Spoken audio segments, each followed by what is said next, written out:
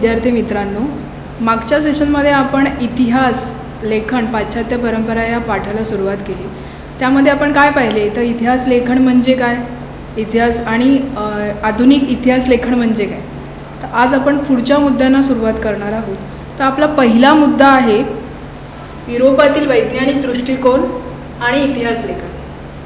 आता युरोपामध्ये 18व्या शतकानंतर इतिहास लेखनामध्ये अत्यंत विलक्षणीय अशी प्रगती झाली. म्हणजे तिथे वैज्ञानिक आणि तत्त्वज्ञानामध्ये लक्षणीय प्रगती घडून आली आणि त्याचाच प्रभाव हा इतिहास लेखनावर पडला. तेथील युरोप आणि अमेरिका यासारख्या देशातील विचारवंतांना इतिहास लेखनाचा सखोल अभ्यास वैचारिक दृष्टिकोनातून करावा असे विचारमंथन त्यांच्यामध्ये होऊ लागले. आणि त्यामुळे काय झाले तर इतिहास लेखन म्हणजे काय तर वस्तुनिष्ठ असते, इतिहास लेखन हे वस्तुनिष्ठ आहे असे सिद्ध झाले. परंतु 18व्या शतकाच्या आधी युरोपीय विद्यापीठांमध्ये फक्त ईश्वराविषयक चर्चा आणि त्या संबंधीचाच अभ्यास केला जात होता. त्याच्या व्यतिरिक्त इतर कोणत्याही विषयांचा अभ्यास केला जात नव्हता. परंतु इसवी सन 1737मध्ये जर्मनीतील गॉन्टिगेन या विद्यापीठाची स्थापना झाली आणि या विद्यापीठामध्ये इतिहास विषयाला एक स्वतंत्र स्थान प्राप्त झाले.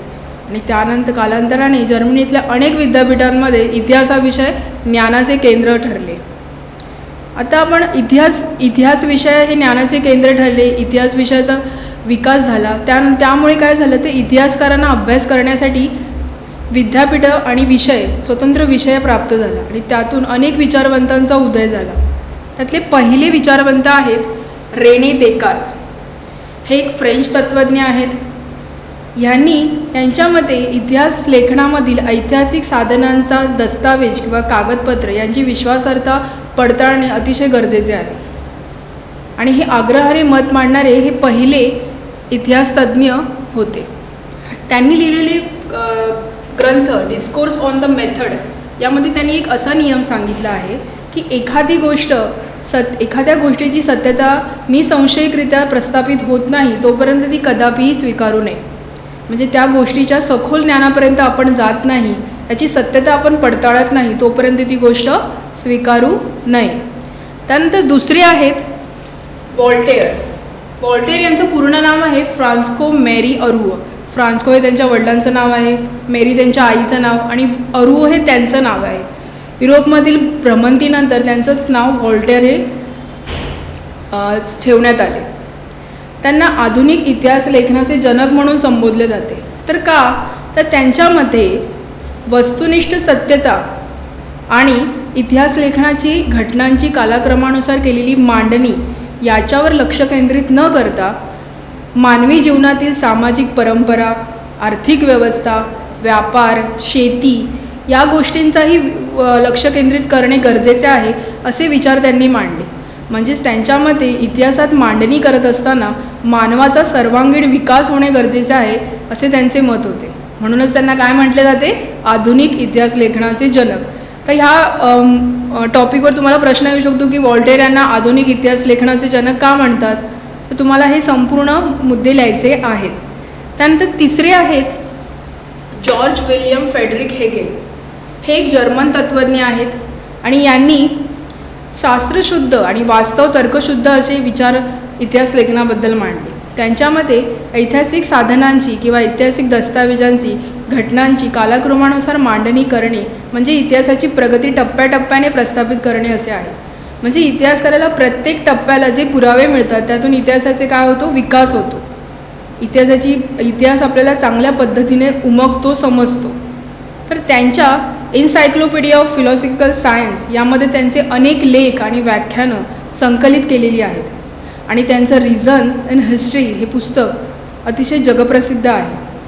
जॉर्ज विलियम फ्रेडरिक हेगेल यांनी आपल्या रिझन इन हिस्ट्री या पुस्तकामध्ये द्वंद्ववाद ही पद्धतीला महत्त्वाचे स्थान दिलेले आहे.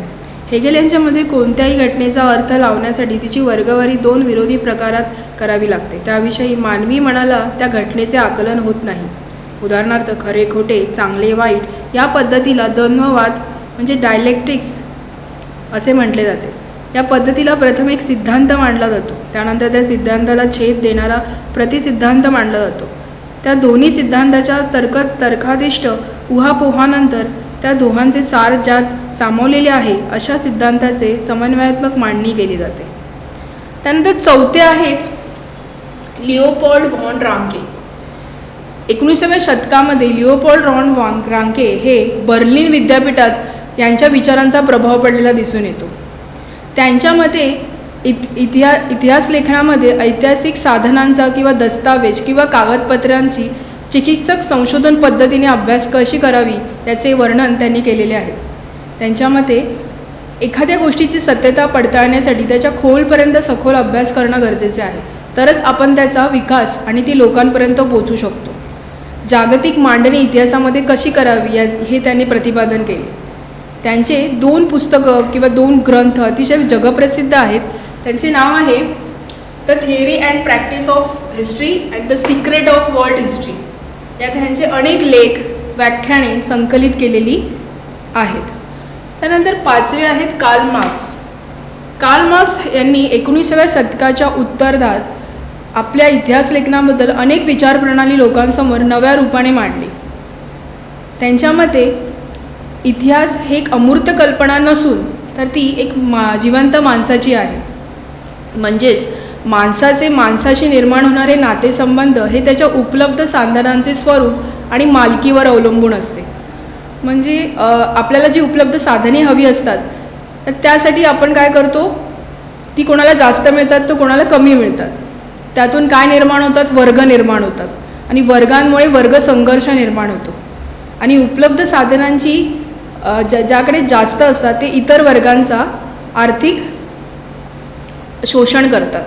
त्यांच्यात दास कॅपिटल या पुस्तकातून त्यांनी अनेक विचार असे समाजवादी विचार लोकांपर्यंत पोहोचवले. म्हणून त्यांना कार्ल मार्क्स यांना इतिहास लेखनामध्ये अतिशय महत्त्वाचे इतिहासकार मानले जातात. त्यानंतर आहे ॲनल्स प्रणाली. आता ॲनल्स प्रणाली ही 20व्या शतकामध्ये ॲनल्स प्रणालीने इतिहास लेखनामध्ये एक वेगळीच प्रगती आणि घडून आणलेली आहे. इतिहास लेखन म्हणजे काय तर फक्त राजे, त्यांचे राजकीय घडामोडी, त्यांची युद्ध, त्यांचे लढाया, त्यांचे मुत्सद्देगिरी, त्यांची वंशावळी, त्यांची कल्याणकारी धोरणं यांचाच वर्णन करणे नसून तर ते तत्कालीन हवामान, दळणवळण, अर्थव्यवस्था, सामूहिक मानसिकता, त्यानंतर शेती, व्यापार, तंत्रज्ञान या गोष्टींचाही विचार करणं गरजेचं आहे. हे ॲनल्स प्रणालीने लोकांपर्यंत पोहोचवले. ॲनल्स प्रणालीचा वापर त्यांनी सुरू केला आणि ज्याचा विकास केला असे सर्व श्रेय फ्रेंच इतिहासकारांना जाते. त्यानंतर पुढचा महत्त्वाचा मुद्दा म्हणजे स्त्रीवादी इतिहास लेखन. आता स्त्रीवादी इतिहास लेखन म्हणजे काय तर स्त्रियांची पुनर्रचनाच्या दृष्टिकोनातून इतिहासाचे लेखन. म्हणजे स्त्रियांची दृष्टिकोनातून इतिहासाची पुनर्रचना असं म्हणता येईल. सीमा द बाओ या फ्रेंच विदुषीने स्त्रीवादी इतिहास लेखनामध्ये महत्त्वाची कामगिरी बजावली. स्त्रियांचे रोजगार, नोकरी किंवा ट्रेड युनियन, त्याचप्रमाणे स्त्रियांचे कुटुंबातले विविध पैलू हे कशा पद्धतीने इतिहास लेखनामध्ये मांडले पाहिजेत ह्याचे वर्णन तिने केले. आणि इसवी सन 1990मध्ये इतिहास लेखनामध्ये स्त्री हा एक स्वतंत्र वर्ग म्हणून उदयास आला. त्यानंतर आहेत मायकल फुको. हे एक फ्रेंच तत्त्वज्ञ आहेत आणि 20व्या शतकामध्ये यांनी इतिहास लेखनामध्ये एक महत्त्वाची कामगिरी बजावली. त्यांच्या आर्किओलॉजी ऑफ नॉलेज या ग्रंथामध्ये त्यांनी असे म्हटले आहे की इतिहास लेखनामध्ये इतिहासाची कालक्रमानुसार घटनांची मांडणी करणे चुकीचे आहे असे त्यांनी प्रतिपादन केले. तर इतिहासमध्ये पुरातत्व यांची सत्यता पडताळून घेण्याची उद्दिष्टाकडे लक्ष देण्याऐवजी भूतकाळातील स्थित्यांतरांची स्पष्टीकरणं देणे अत्यंत गरजेचे ठरते असे त्यांनी सांगितले. म्हणून त्यांना ज्ञानाचे पुरातत्व म्हणून संबोधले जाते. तर अशा प्रकारे या पाठामध्ये आपण इतिहास लेखन म्हणजे काय, आधुनिक इतिहास लेखन म्हणजे काय, त्यानंतर युरोपमध्ये होणारा इतिहास लेखनाचा विकास आणि वैज्ञानिक दृष्टिकोन आणि त्यानंतर अनेक विचारवंतांनी इतिहास लेखनाबद्दल मांडलेले विचार पाहिले. परंतु इतिहास लेखन इथेच थांबले नाही, तर इतिहास लेखन हे खेळ, क्रीडा, प्रसारमाध्यमे, सांस्कृतिक, त्यानंतर अनेक विषयांवरती इतिहास लेखन होण्यात आले. तर अशा प्रकारे आपला हा पाठ इथे संपलेला आहे.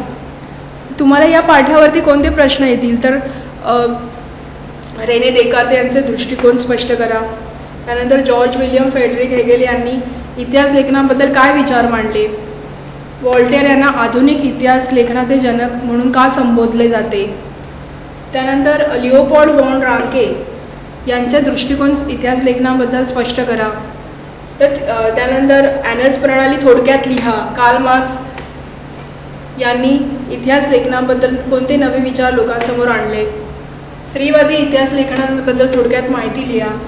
आणि मायकल फुको यांच्या पद्धतीला ज्ञानाचे पुरातत्व का म्हटले जाते असे तुम्हाला प्रत्येक मुद्द्यावरती प्रश्न येते. तर तुम्ही हा धडा पूर्ण वाचा आणि याचे प्रश्न लिहिण्याचा प्रयत्न करा.